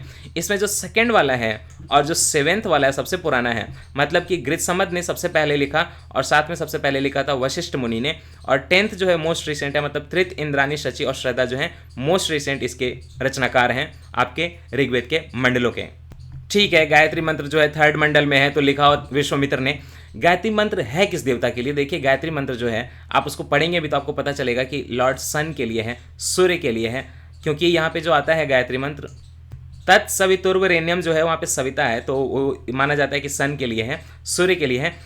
और एक बात की मैंने आपको पहले बताया था कि ऋग्वेद का जो 9th मंडल है पूरे सोम देवता पे डेडिकेटेड है, तो मैंने आपको बोला था 14 मंत्र, उसको करेक्ट कर लीजिएगा। 114 मंत्र हैं 9th मंडल में, सारे के सारे सोम को समर्पित हैं, डेडिकेटेड हैं, तो इसलिए आपको ये चीज़ याद रखनी पड़ेगी। फिर बताया था मैंने कि आपके 10th मंडल के पुरुष सूक्त में आता है शूद्र का पहला मेंशन। तो पहले 9th मंडल में क्या कोई वर्ण नहीं है? हाँ, पहले 9th मंडल में है ना, ब्राह्म, क्षत्र, विश्व। ब्राह्मण, क्षत्रिय और वैश्य नहीं बोलते थे वो लोग, ब्रह्म, क्षत्र और विश्व 3 जो वर्ण हैं इनका मेंशन 1 से लेकर 9th वाले मंडल में मिल जाएगा। 10th मंडल के पुरुष सूक्त में जो है आपको शूद्र का पहला मेंशन मिल जाएगा। ऋग्वेद के जो गाने वाले होते थे उसको होता बोलते थे, होत्री बोलते थे। और एक बात कि ऋग्वेद की ब्राह्मण बुक्स कौन कौन सी हैं, तो याद रखिएगा ऐत्रेय ब्राह्मण और कौशिकी ब्राह्मण जो है ऋग्वेद की ब्राह्मण बुक है। और पतंजलि जो बाद में वैद आए काफ़ी देर से, ये मतलब बीसी के अराउंड आए थे, 300 बीसी के आसपास। पतंजलि का ये कहना है कि ऋग्वेद के देखिए 21 ब्रांचेज हैं। ऋग्वेद हो गया, तो यजुर्वेद क्या है? यजुर्वेद में पहले ये समझिए कि यजुर्वेद का संस्कृत में क्या मीनिंग होता है। विजडम ऑफ सैक्रिफाइशियल फार्मूला, मतलब कि सैक्रिफाइशियल फार्मूला मतलब कि यज्ञ के टाइम पे सैक्रिफाइसेस कैसे देनी है, बलि कैसे देनी है, उसके क्या फार्मूलाज है, उसका क्या ज्ञान होता है, ये यजुर्वेद में है। यजुर्वेद जो है ऋग्वेद के ऑलमोस्ट 100 से 200 साल बाद लिखा गया था। इसमें देखिए प्रोज भी है और वर्स भी है। प्रोज जो है उसमें यह बताया गया है कि प्रीस्ट क्या परफॉर्म करेंगे, मैनुअल दिया हुआ है पूरा, सैक्रिफाइस कैसे करने हैं। और जो हिम गाने हैं वो जो है उसके वर्स में है। और वो हिम कहाँ से उठाए आपको पता है? हिम जो है ऋग्वेद से उठाए हुए हैं, क्योंकि ऋग्वेद में ही तो आपके हिम हैं देवताओं के लिए, तो वहाँ से उठा के यहाँ पे बोरो किए हुए हैं, प्रोज के साथ उसको बताया हुआ है कि ये पार्टिकुलर जो हिम है ऋग्वेद का वो कब पढ़ना है, कैसे पढ़ना है, सारा रिचुअल आपका डिस्क्राइब किया हुआ है सैक्रिफाइशियल फार्मूला से रिलेटेड। अब एक बात बताऊं, ये जो यजुर्वेद है उसकी जो संहिता है देखिए उसको 2 पार्ट में डिवाइड किया गया है। एक है शुक्ल यजुर्वेद और दूसरा है कृष्ण यजुर्वेद, मतलब कि व्हाइट एंड ब्लैक यजुर्वेद। ये जो शुक्ल यजुर्वेद है उसका एक सेपरेट जो ब्राह्मण टेक्स्ट है उसको बोला जाता है सतपथ ब्राह्मण, जो कि बहुत फेमस है, आपको पता ही होगा। मतलब क्या, सतपथ ब्राह्मण जो है वो शुक्ल यजुर्वेद का ब्राह्मण है ना। वाजस्नवी जो है, वाजस्नवी संहिता जो है वो शुक्ल यजुर्वेद का है। Vajasaneyi is the Samhita of the Shukla Yajurveda. Shukla Yajurveda का संहिता क्या है? वाजस्नवी है। और शुक्ल यजुर्वेद का जो ब्राह्मण है वो क्या है? सतपथ ब्राह्मण है। Shukla Yajurveda is available only in poetic form, whereas Krishna Yajurveda contains both poetic as well as prose form. मतलब कि शुक्ल यजुर्वेद में देखिए बस पोएटिक फॉर्म में गाने की जो है श्लोक हैं, लेकिन ये जो आपका कृष्ण यजुर्वेद है वहाँ पे प्रोज भी है, मतलब कि सेंटेंसेज भी लिखे हुए, टेक्स्ट भी लिखा हुआ है, और साथ ही साथ पोएटिक फॉर्म में है, मतलब गान भी है, गाना भी है। बापीदा का था ना गान, उसकी बात कर रहा हूँ। तो उसके हिसाब से यजुर्वेद जो आपके कृष्ण यजुर्वेद है उसमें आपको पोएटिक फॉर्म भी मिलेगा और प्रोज फॉर्म भी मिलेगा, लेकिन ये जो आपका शुक्ल यजुर्वेद है उसमें बस और बस पोएटिक फॉर्म है। और एक चीज़ फिर से याद करा दूं कि जो आपका सतपथ ब्राह्मण है वो सेपरेट एक ब्राह्मण टेक्स्ट है, किसका? शुक्ल यजुर्वेद का। और साथ ही साथ जो शुक्ल यजुर्वेद की संहिता है वो वाजस्नवी संहिता है, याद रखिएगा। तो शुक्ल वेद के जब शतपथ ब्राह्मण की बात होगी तो शतपथ ब्राह्मण क्या है आपको पहले ही बताया, चूंकि शुक्ल यजुर्वेद का है। तो वहाँ से ये कंफ्यूज ना हो जाए कि बस पोएटिक फॉर्म में होगा। मैं उसके ब्राह्मण की बात कर रहा हूँ। जो शतपथ ब्राह्मण है वो एक प्रोज टेक्स्ट है, प्रोज में लिखा हुआ है। उसमें जो आपके वैदिक रिचुअल्स हैं, देखिए वैदिक रिचुअल्स जब भी बताएंगे तो वो प्रोज में आएगा ना, क्योंकि इंस्ट्रक्शन है। और जो गाना होगा वहाँ पे वो आएगा आपके पोएटिक फॉर्म में, जो श्लोक आएंगे वो आएंगे पोएटिक फॉर्म में। लेकिन जो वैदिक रिचुअल्स हैं, है ना, आपकी हिस्ट्री, आपकी माइथोलॉजी जो कि यजुर्वेद से एसोसिएटेड है, ये सारी चीज़ें जो है आपको शतपथ ब्राह्मण में मिल जाएगी। जब बात हो रही है हिस्ट्री और माइथोलॉजी मिलने की, तो वहाँ कुछ कहानियाँ भी मिलेंगी, आपको मैं बताऊंगा। देखिए पुरुष मेद के बारे में जो है मेंशन जो मिलेगा आपको शतपथ ब्राह्मण में, मतलब क्या, अश्वमेध में तो देखिए घोड़ों की होती थी ना, होती, पुरुष मेद में जो है आपके शतपथ ब्राह्मण में आपको पुरुष मेद मिल जाएगा। ये शतपथ ब्राह्मण को देखिए माना जाता है कि आपके ऋग्वेद से भी थोड़ा सा मतलब जस्ट बाद आया था। It also describe social justice including वैदिक रिचुअल्स। मतलब शतपथ ब्राह्मण से जो आपको नॉलेज मिलती है वो ऑलमोस्ट ऋग्वेद से जितना आपको वैदिक काल की नॉलेज मिलती है उतनी मिलती है। इसमें आपको सोशल सब्जेक्ट्स और वैदिक रिचुअल सारा कुछ मिलेगा आपको शतपथ ब्राह्मण में। फिर पहले ही बताते कि पुरुष मेद की जो बात होगी वो शतपथ ब्राह्मण में ही होगी। पहले बताते हैं कि कुछ एंशिएंट कहानियां वगैरह होंगी। तो एक किंग विदेह माधव जो थे, किंग ऑफ विदेह थे। विदेह माधव मतलब क्या, विदेह के किंग। उनका जो स्टोरी आता है वो शतपथ ब्राह्मण में ही आता है। और उनकी स्टोरी में साथ ही साथ आपको एक पृष्ठ ऋषि गौतम रहुगन की बात होगी। और ये ऋषि गौतम ये जो रहुगन हैं और विदेह माधव जो हैं, माधव कहाँ के राजा, विदेह के, तो विदेह के राजा विदेह माधव और उनके जो पुजारी हैं कौन, ऋषि गौतम रहुगन। ये देखिए एक सैक्रेड फायर लेके, पवित्र जो है लॉ लेके ईस्ट की तरफ, मतलब इंडिया के ईस्ट की तरफ जाएंगे और वहाँ पे जो है अपने जो इनका कल्चर और ट्रेडिशन है उसको मेंटेन करेंगे। क्योंकि कौशल और विदेह का ये कल्चर और ट्रेडिशन था कि एक जो है आग की लॉ लेके जाना होता था किसी डायरेक्शन में। तो इस डायरेक्शन में जाएंगे कौन कौन, पृष्ठ ऋषि गौतम राहुगन और साथ में किंग जाएंगे विदेह माधव। ये जो आएगी कहानी ये आपको मिलेगी शतपथ ब्राह्मण में। शतपथ ब्राह्मण देखिए शुक्ल यजुर्वेद का ब्राह्मण है। यहाँ ब्राह्मण मतलब पुजारी ना समझ लें, किताबों की बात हो रही है। अब चलें बात करते हैं सामवेद की। सामवेद सबसे पहले तो ये याद रख लीजिए कि सबसे छोटा जो आपका वेद है, शॉर्टेस्ट जो वेद है चारों में, वो सामवेद है। इसमें बहुत ज़्यादा कनेक्शन है ऋग्वेद से। क्यों? क्योंकि ऋग्वेद में सामवेद में ऋग्वेद वाले ही जो श्लोक वगैरह हैं वहाँ से उठाए हुए हैं और बताया जाए है कि इसको जो है कब किस टाइम पे गाना वाना है, ये सब जो है तो ऋग्वेद के ही मोस्टली श्लोक जो उठा के सामवेद में डाले गए हैं। तो टोटल आपके सामवेद संहिता में कितने टोटल वर्ष हैं? सामवेद संहिता की बात कर रहा हूँ, कितने वर्ष हैं? 1810 वर्ष हैं आपके सामवेद संहिता में। और इसमें 75 अब छोड़ दो, 75 छोड़ दो, वो तो एक्सक्लूसिव है, लेकिन बाकी सारा वर्ष जो देखिए ऋग्वेद से बोरो किया हुआ है। इसीलिए बोलते हैं कि सामवेद का कनेक्शन बहुत ज़्यादा ऋग्वेद से है कि 1810 वर्ष में से 75 छोड़ के आप कैलकुलेट कर लेना कितने बचते हैं। बाकी सारे वर्ष जो देखिए ऋग्वेद से उठाए हुए हैं। आपकी जो भी चैंटिंग होगी यहाँ पे वो सेरेमनीज के अराउंड होगी, यज्ञ वगैरह के अराउंड होगी, उसी का ये कलेक्शन है। दूसरी जगह से उठा के ऋग्वेद से उठा के डाला गया सामवेद में। ये आपका शॉर्टेस्ट जो है वेद है। अच्छा, अथर्ववेद के बारे में एक और चीज़ जो आपका जादू टोना चल रहा है, अथर्ववेद में एक और चीज़ मिलता है, अंग और मगध का मेंशन मिलता है। चूंकि ये सबसे बाद का वेद है तो धीरे धीरे आर्यंस जो है वेस्ट एरिया से आपके इंडिया के ईस्ट एरिया में जाएंगे। आपको पता है कि बिहार के भागलपुर के एरिया में जो है अंग है और मगध कहाँ है, बिहार का पटना गया वाला एरिया। तो यहाँ पे आपको अंग और मगध का जो है वो लोग डिस्कशन करना शुरू कर देंगे और वो फर्स्ट टाइम उनका जो डिस्कशन आएगा वो अथर्ववेद में आएगा। और अथर्ववेद में आपके जो अंग और मगध के लोग थे उनको तो मेंशन किया हुआ ही था, साथ ही साथ गंधारी और मुजावत जैसे लोगों का भी मेंशन किया हुआ था अथर्ववेद में।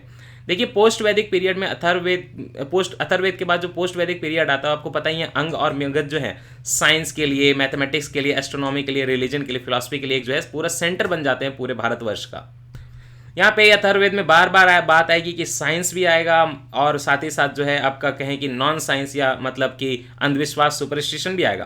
तो यहाँ पे जब अथर्ववेद का एक आप बुक देखेंगे जो उस पर बेस्ड है आयुर्वेद, तो आयुर्वेद क्या है, अथर्ववेद का उपवेद है, साथ ही साथ उसको उपांग भी बोल सकते हो अथर्ववेद का। आयुर्वेद देखिए कोई वहाँ पे मतलब आयुर्वेद में ऐसी कोई बात नहीं कि वो फिक्शन या मतलब सुपरस्टिशन की बात है। आयुर्वेद देखिए साइंस ऑफ लाइफ है, लेकिन ये भी अथर्ववेद पे ही बेस्ड नॉलेज से निकला हुआ है। तो science of life, Ayurveda, superstition, जादू टोना, वशीकरण, ये सारी तरह की चीज़ें जो आपको अथर्ववेद में मिलेंगी। तो बस ऐसा नहीं कि सारी झूठी चीज़ें ही मिलेंगी। अथर्ववेद में एक्चुअली लोगों के जो थॉट्स थे और जो उनके सुपरस्टिशन थे कॉमन पीपल के, उसका मेंशन किया हुआ था। ये आपको ये नहीं बोलता कि आप ऐसा करो, बताता है कि लोगों के क्या सुपरस्टिशन थे उस टाइम के। हिस्टोरिकल टेक्स्ट एक तरह का। साथ ही साथ चूंकि आयुर्वेद वहीं से निकला है तो अथर्ववेद में आपको देखिए डिजीज प्रिवेंशन से चीज़ें भी मिलेंगी, कोऑर्डिनेशन कैसे करें बॉडी का, आपस में लोगों का, लॉयल्टी कैसे मेंटेन करनी चाहिए अपने पार्टनर्स में, अपने राजा के प्रति, मैरिजेस कैसे करनी चाहिए, और लव पोएट्री भी हैं, प्रेम के संगीत भी हैं, आपको अथर्ववेद में मिल जाएंगे। शतपथ ब्राह्मण की बात कर दी तो अब चलिए गोपथ ब्राह्मण की बात करते हैं। गोपथ ब्राह्मण जो है एक ही ब्राह्मण टेक्स्ट है आपके अथर्ववेद का, अथर्ववेद का एक ही ब्राह्मण टेक्स्ट है और वो है गोपथ ब्राह्मण, और इसमें आपके वैदिक रिचुअल्स की बात की गई है। देखिए और एक नेक्स्ट बात की उपनिषद लिटरेचर जो है बहुत रिलीजियस स्क्रिप्चर नहीं है। उपनिषद में आपके देखिए दर्शन शास्त्र या फिलॉसफी की बात की गई है, जो कि देखिए वेस्टर्न कंट्रीज के लिए भी आज उपयोगी है, हमारे लिए भी उपयोगी है, तो कोई बहुत रिलीजियस टेक्स्ट नहीं है उपनिषद। और उपनिषद का जो स्कूल ऑफ फिलॉसफी है वो किसी स्कूल ऑफ थॉट को अपोज नहीं करता, किसी रिलीजन को अपोज नहीं करता, और उसके इंटरप्रिटेशन जो है उसको भी अपोज नहीं करता। यहाँ बस यहाँ पे मेथड है एक्सप्लेन करने का, और उसी का जो कॉन्सेप्ट है कि मेथड करना है एक्सप्लेन, ये काफ़ी यूनिक है। तो किसी ये रिलीजियस टेक्स्ट नहीं है आपका उपनिषद, ये एक तरह का साइंस है, फिलॉसफी है। इसीलिए आप देखेंगे कि मोक्ष की बात करेंगे या साल्वेशन की बात करेंगे, मोक्ष वर्ड बोलिए आप, मोक्ष का वर्ड कहीं भी वेद में नहीं आता है, वेद तो थोड़े रिलीजियस टेक्स्ट है, लेकिन उपनिषद में जाएंगे तो उपनिषद में फर्स्ट टाइम जो है मोक्ष वर्ड का यूज होने लगेगा। मोक्ष का मतलब होता है लिबरेशन, है ना, जन्म मरण से बार बार जो चल रहा है काल हमारा चक्र, उससे लिबरेशन की बात होती है मोक्ष में। ये आपको उपनिषद में मिलेगी, वेद में नहीं मिलेगी। उपनिषद ये बोलता है कि कोर ऑफ आवर सेल्फ, मतलब हमारी जो रूट्स हैं, कोर जो है हमारा, हमारी बॉडी नहीं है बल्कि हमारा आत्मा है, सोल है। एक उपनिषद है आपके, तो 108 उपनिषद है, उसमें से एक उपनिषद जो है कठोपनिषद, वो बड़ा इंपॉर्टेंट है। कठोपनिषद में एक कन्वर्सेशन है, डेथ के जो लॉर्ड हैं यम, आपको पता है यमराज, और एक जो 12 ईयर्स का एक बॉय है, ओल्ड बॉय, जो कि मीनिंग ऑफ डेथ और बर्थ इनको समझने के लिए जो घर छोड़ देता है और घूमता रहता है, तो उसको यम मिलते हैं, यमराज मिलते हैं। तो उस बॉय का नाम है नचिकेता। ये जो यम और नचिकेता का जो कन्वर्सेशन है एथिक्स में बहुत यूज होता है, तो ये आपको कन्वर्सेशन जो है कठोपनिषद में मिलेगा। यहाँ पे कठोपनिषद का मतलब है कथा उपनिषद, है ना, यम और नचिकेता का संवाद है यहाँ पे। सत्यमेव जयते कहाँ से लिखना है, देखिए सत्यमेव जयते एक संस्कृत का है, तो ये आपके मुंडकोपनिषद से निकला है, मैंने आपको पहले ही बताया है। सत्यमेव जयते का मतलब सबको पता है, ट्रुथ अलोन ट्रायम्फ्स, है ना, ट्रुथ ही, सत्य ही जीतता है। नेशनल एम्बलम पे ये स्क्रिप्ट लिखा हुआ है। It was adopted by the government of India on 26 जनवरी 1950। ये याद रखिएगा, पीसीएस में पूछ देगा कि सत्यमेव जयते को जो है एम्बलम की तरह कब अपनाया था, तो 26 जनवरी 1950 या 26 जनवरी 1950 को अडॉप्ट किया था इसको। ये जो तमसो माँ ज्योतिर्गमय है, काफी फेमस है। ये जो तमसो माँ ज्योतिर्गमय है, ये आपका सबसे पहले इसका मेंशन आया था बृहदारण्यक उपनिषद में। बृहदारण्यक उपनिषद में इसका मतलब होता है lead us from the darkness to light और lead us from ignorance to truth, है ना, अज्ञान से ज्ञान की तरफ ले चलिए या अंधेरे से प्रकाश की तरफ ले चलिए। तमसो माँ ज्योतिर्गमय बृहदारण्यक उपनिषद में फर्स्ट टाइम लिखा हुआ था। अच्छा, एक कहानी है सत्यकाम जबला की। सत्यकाम जबला एक बच्चा है, एक लड़का है, और बाद में जो है वो एक वैदिक सेज बन जाता है, ऋषि बन जाता है। इसकी जो फर्स्ट टाइम मेंशनिंग है वो चैप्टर 4 है, छांदोग्य उपनिषद जो है वहां पे लिखा हुआ है। इसकी प्रॉब्लम क्या थी, सत्यकाम जबला ऋषि जो बाद में बन गए, कि ये एक अनमैरिड वुमन से पैदा हुए थे। इनकी माता का नाम तो था वो जाबल था, जबाली था, इसीलिए उनका नाम पड़ा सत्यकाम जबला। तो यहाँ पे एक स्टिग्मा लग जाता है उन पे कि ये एक अनमैरिड मदर से पैदा हुए हैं। तो वही जो स्टिग्मा है वो रिमूव करने की कोशिश करते हैं, चैलेंज करने की कोशिश करते हैं। सत्यकाम जबला जो है एक वैदिक सेज बन गए, और इनका जो मेंशन है वो चैप्टर 4 जो आपका है छांदोग्य उपनिषद, वहां पे किया हुआ है। आपको बताया था कि आपके जो है 18 पुराण जो है वो काफ़ी इंपॉर्टेंट हैं, बड़े वाले, और 18 पुराण जो है माइनर है, वो कम इंपॉर्टेंट है। तो आज जो है हम 18 पुराण, पहले ये डिस्कस हो चुका है, 18 पुराण का नाम सुन लेते हैं। मत्स्य पुराण, देखिए इसमें कई सारे अवतार पे होंगे, है ना, मत्स्य, कूर्म, वराह, नृसिंह, वामन, परशुराम, रामकृष्ण, बुद्ध, कल के, ये आपके 10 अवतार हैं। तो आपको उसमें से कई अवतारों पे किताबें मिल जाएंगी। मत्स्य पुराण, दूसरा है मार्कंडेय पुराण, तीसरा है भागवत पुराण, श्रीमद् भागवत पुराण, भविष्य पुराण, ब्रह्मांड पुराण, है ना, ब्रह्म वैव्रत पुराण, ब्रह्म पुराण, वामन पुराण, देखिए वामन अवतार पे, वराह पुराण, देखिए वराह अवतार पे, विष्णु पुराण, विष्णु के ही तो सारे अवतार हैं, वायु पुराण, है ना, अग्नि पुराण, ये देवताओं पे, नारद पुराण, और फिर पद्म पुराण, 14 हो गए। लिंग पुराण शिव जी के लिए, गरुड़ पुराण गरुड़ देवता के लिए, और गरुड़ पुराण ये भी होता है कि मरने के बाद जो है मृत्यु लोक में क्या क्या सजाएं मिलेंगी, उस पे है गरुड़ पुराण। फिर होता है कि स्कंद पुराण, और लास्ट में है कूर्म पुराण, देखिए कूर्म अवतार भी हुए थे। तो इस तरह से आपके 18 पुराण हैं। आपको नाम थोड़े जो है दिमाग में सेट होने चाहिए। बुक का नाम पूछ देंगे और बोलेंगे कि ये क्या है ना, बस इसमें से या कौन सा पुराण नहीं है, ऐसा करके पूछ देंगे, आप याद रखिएगा। सारे पुराण में से देखिए श्रीमद् भागवतम जो है, जो कि श्रीमद् भागवतम जो है आपका पूरे आपके वैदिक लिटरेचर का क्राउन ऑफ जेवल बोला जाता है कि ये जो है शिरोमणि है। क्या? श्रीमद् भागवतम। ये आपके पुराण में श्रीमद् भागवत पुराण जो है 18 पुराणों में सबसे इंपॉर्टेंट है। वैदिक लिटरेचर का ये क्राउन ऑफ जेवल, ये शिरोमणि बोला जाता है। मैंने आपको पहले बताया था कि आपकी जो श्रीमद् भागवत गीता थी वो ओरिजिनली संस्कृत में लिखी गई थी, और उसको पहले जो आप जो है शॉर्टली जो है आपको गीता बोल सकते हो, लेकिन श्रीमद् भागवत गीता पुराना है, इसका पूरा नाम है। इसमें वर्सेज कितने हैं? मैं देखिए महाभारत की बात नहीं कर रहा, महाभारत का पार्ट है श्रीमद् भागवत गीता, जो कि कृष्ण ने अर्जुन से बोला था समय को रोककर। इसमें टोटल 700 वर्सेज हैं, और ये एक हिंदू स्क्रिप्चर है। बाकी कई रिलीजन के लोग भी इसको पढ़ते हैं, इतना भी रिलीजियस नहीं है। ये महाभारत का पार्ट है। अच्छा, महाभारत में मैंने आपको बोला था कि महाभारत को पहले जय संहिता बोलते थे या जया ही बोल देते थे सीधे। इसमें पहले जो थे 8800 या मतलब 8800 श्लोक थे, ओरिजिनली जय संहिता या जया बोलते थे। अभी जो महाभारत है बाद में जो उसका संकलन किया गया तो उसमें 1 लाख श्लोक हैं, और माना जाता है कि जो आपके ऋषि जो वेद व्यास थे उन्होंने लिखा था अभी वाले महाभारत को, जिसमें कि 1 लाख श्लोक हैं।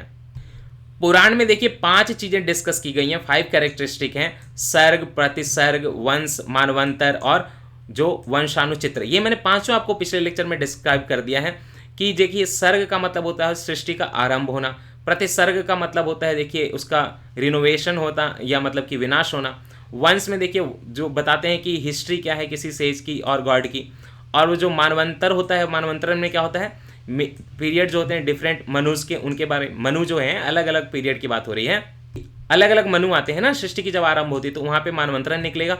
और जो वंशानुचरित होता है, जेनियोलॉजी ऑफ किंग या सेज, एक राजा पकड़ लीजिए या एक ऋषि पकड़ लीजिए, उनके परिवार के खानदान की क्या जेनियोलॉजी है, दादा कौन थे, परदादा कौन थे, बच्चा कौन हुआ, वो जो मिलेगा आपको देखिए वंशानुचित्र में चरित्र में मिलेगा, क्योंकि वंश की बात हो रही है, उसका चरित्र बनाना, चित्र बनाना, उसकी बात हो रही है।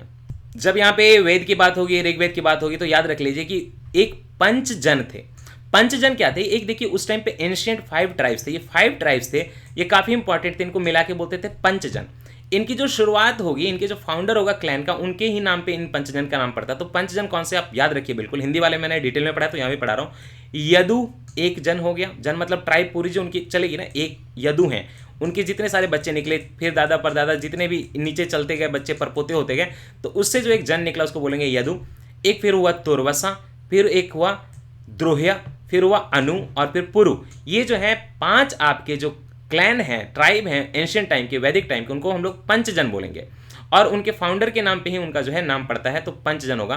फिर एक वेद में आपके ऋग्वेद में मेंशन्ड है एक दशराग्य युद्ध। ये जो दशराग्य युद्ध है ये बहुत इंपॉर्टेंट है। दशराग्य युद्ध जो है वॉर ऑफ 10 किंग्स बोला जाता है, रामायण के काफी पहले हुआ था।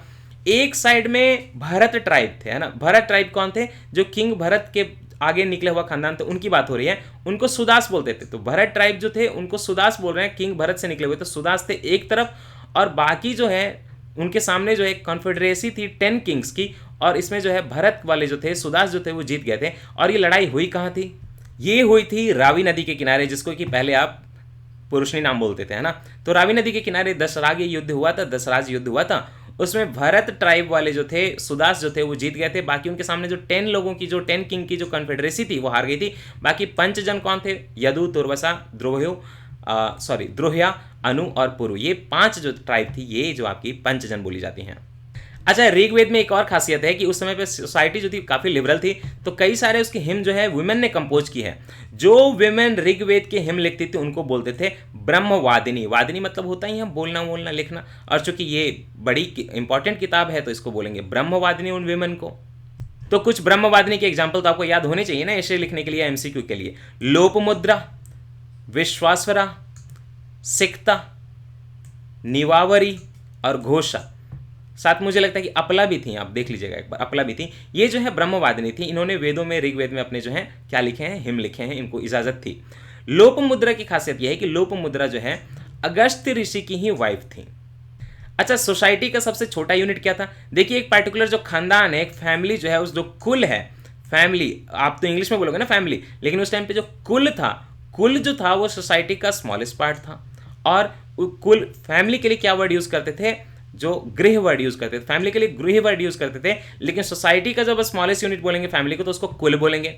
ऋग्वैदिक सोसाइटी देखिए, इंडस वैली सोसाइटी जो थी वो मैट्रिलिनियल थी, मैट्रियार्कल थी, माना जाता है ऐसा, लेकिन ऋग्वैदिक सोसाइटी जो थी वो पैट्रियार्कल थी, और बाद में जो लैटर वैदिक पीरियड आएगा तो वो भी पैट्रियार्कल रहेगा। पैट्रियार्कल ऋग्वैदिक में भी था, लेकिन विमन को काफी जो छूट थी वो ऋग्वैदिक काल में थी, वो उत्तर वैदिक काल में छूट भी चली जाती है, पैट्रियार्कल तो रह ही जाते हैं। ऋग्वेद का एक सूक्त है आपका वरुण सूक्त, उसमें क्या होता है कि एक बच्चा है उसको उसके फादर जो है बेच देते हैं कुछ गायों के बदले में, तो इससे ये पता चलता है कि फादर को ये इजाजत थी कि वो चाहे तो अपने बच्चे को बेच सके। शुनशेप नाम का एक बहुत ही विवेकपूर्ण बच्चा था, तो उसको किसी ने खरीद लिया और बदले में गाय ले ली उसके फादर ने, ये वरुण सूक्त में लिखा हुआ है। एक और बात, द वर्ड यावा mentioned in Rigveda is used for the food grain barley. Rigveda में आपको एक जो है अनाज का नाम मेंशन होगा यवा, यवा जो है बार्ली को बोल रहे हैं, बार्ली हिंदी में प्रोबेबली जौ बोली जाती है, देख लीजिएगा। और जो एक कई लोग कंफ्यूज हो जाते हैं कि ऋग्वैदिक काल में जो है सोने का सिक्का था, सोने का सिक्का नहीं था, गोल्ड का नेकलेस जरूर था, सोने का हार जरूर था, लेकिन बाद में यही जो है नेकलेस हार जो है सोने के सिक्के में तब्दील हो जाता है जब आपके इंडो ग्रीक आते हैं। तो निष्क था, निष्क बोलते हैं उस सोने के नेकलेस को या गोल्ड के नेकलेस को, याद रखिएगा, क्वाइन नहीं था, निष्क जो है गोल्ड का नेकलेस था ऋग्वैदिक काल में। ऋग्वैदिक काल में आपको जो एमसीक्यू पूछा जाएगा कि ये टर्म है दे दिए जाएंगे और बोला जाएगा कि उसको मीनिंग क्या है, तो देखिए जो आपके कमर के ऊपर जो कपड़े पहनेंगे क्लोज वन अबव वेस्ट उसको बोलते हैं वस, है ना, और जो कमर के नीचे पहनेंगे उसको बोलेंगे नीवी। तो वस क्या होगा, वसास या वस क्या होगा, आपके कमर के ऊपर पहनने वाला कपड़ा, कमर के नीचे जो पहनेंगे उसको बोलेंगे नीवी, याद रहेगा, नी से नीचे, है ना। फिर जो है बढ़ई जो होता था, मतलब कारपेंटर जो लकड़ी का काम करता था उसको तक्षा बोलते हैं, और जो मेटल में काम करेगा उसको कर्मा बोलेंगे, विश्वकर्मा पूजा से याद रखिए। मनी लेंडर जो दूसरों को पैसा देगा उसको बोलेंगे वेकनाट, है ना, वेकनाट। और जो बोटमैन होगा जो खरपतवार का काम करेगा उसको बोलेंगे अरित्री, अरित्री, याद रखिएगा ये चीजें। ऋग्वेद का जो रिलीजियस टेक्स्ट है देखिए, अर्ली ऋग्वैदिक काल का मतलब ऋग्वेद का जो है मतलब कि रिलीजन कैसा होता था, मानते कि ये लोग नेचर का जो है वर्शिप करते थे और साथ में यज्ञ करते थे, जो करते थे वो नेचर के लिए, रिवर के लिए, आकाश के लिए, अग्नि के लिए, ऐसी चीजों के लिए करते थे। और यहाँ जो था सोसाइटी जो था पॉलीथिस्टिक था, मैंने आपको पहले ही बताया कि एक जगह बोला है कि 3 गॉड है, एक जगह बोला है कि 33 गॉड है, लेकिन 1 गॉड कभी नहीं बोला। तो सोसाइटी जो थी पॉलीथिस्टिक थी उस टाइम पे भी। ये 3 गॉड को जो है मैंने पहले बताया था ना, अच्छा हाँ, ये वैदिक gods were mainly classified into 3 groups. वैदिक गॉड को क्या किया इन्होंने 3 ग्रुप में क्लासिफाई कर दिया, 3 जो ग्रुप बनाया, और तीनों ग्रुप में बोला इन्होंने कि 11 गॉड हैं, ऐसा बोला। तो टोटल गॉड कितने हो गए इनके, 33 हो गए।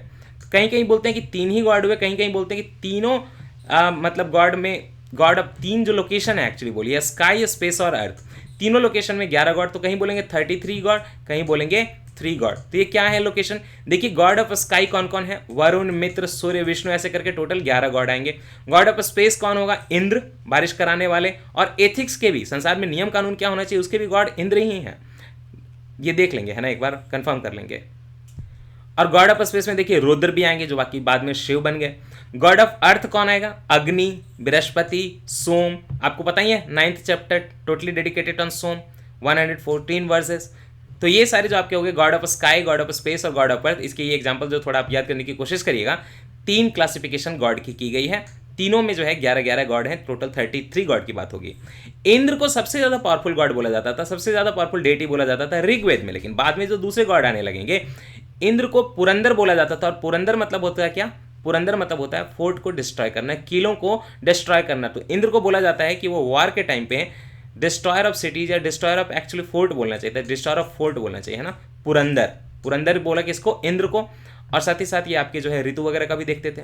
वेरी लार्ज नंबर, सबसे ज्यादा आपको ऋग्वेद में हिम किस पे मिलेगा, याद रखिएगा, आपके वेदों में सबसे ज्यादा किस गॉड को हिम्स डेडिकेटेड है, तो वो इंद्र को हैं। ऋग्वेद में 250 हिम्स जो हैं आपको इंद्र को डेडिकेट किए हुए हैं। और सेकंड जो गॉड है जिनको आपके हिम दिए गए हैं तो वो अग्नि है, उनको 200 हिम्स डेडिकेट किए हुए हैं। अच्छा, ऋग्वैदिक गॉड है कुछ पार्टिकुलरली इंद्र, वरुण, मित्र और नस्त्यास। ये जो आपके गॉड हैं इनका मेंशन आपको देखिए, टर्की चले जाइए, टर्की का जो ऐसे निकला हुआ एनाटोलिया प्लेटू है उसको हम लोग एशिया माइनर भी बोलते हैं, वहाँ पे एक है भोगास कोई इंस्क्रिप्शन, बोगस कोई इंस्क्रिप्शन में आप अगर जाइएगा आप, तो वहाँ पे आपको इंद्र, वरुण, मित्र और नासत्यास का जो है मेंशन मिल जाएगा गॉड का। तो पता चलता है कि कहीं ना कहीं हमारा जो उस टाइम पे रिलेशन था टर्की ईरान से भी था, क्योंकि वहाँ के लोग भी इन गॉड को लिख रहे हैं अगर अपने स्क्रिप्चर में, और ये इंस्क्रिप्शन मतलब अभी से 1500 साल पुराना है। सोचिए बोगाज को इंस्क्रिप्शन कहाँ मिलेगा, एशिया माइनर या टर्की में, ये है एनाटोलिया प्लेटो जो है टर्की का, वहाँ पे इंद्र, वरुण, मित्र और नास्त्यास गॉड का वहाँ पे इंस्क्रिप्शन में मेंशन मिलेगा, ये वैदिक गॉड हैं। तो चलिए ये लेक्चर हो गया 58 मिनट 59 मिनट का हो गया, तो इस लेक्चर को मैं यहीं फिनिश करूंगा। नेक्स्ट लेक्चर में जब हम लोग मिलेंगे तो 1 आवर से लेके या 1 आवर 15 मिनट्स का लेक्चर बनेगा, उस लेक्चर में हम लोग वैदिक सभ्यता को जो है, वैदिक एरा को जो है फिनिश कर लेंगे। तो आप मुझे सुनते रहिए, अभिनव सर के साथ बने रहिए, और जो है हमारा स्टडी फॉर सिविल सर्विसेज उस चैनल को सब्सक्राइब करिए, लाइक करिए, शेयर करिए, और पार्टिकुलरली हमारा टेलीग्राम जो चैनल है उसको बिल्कुल ज्वाइन करें।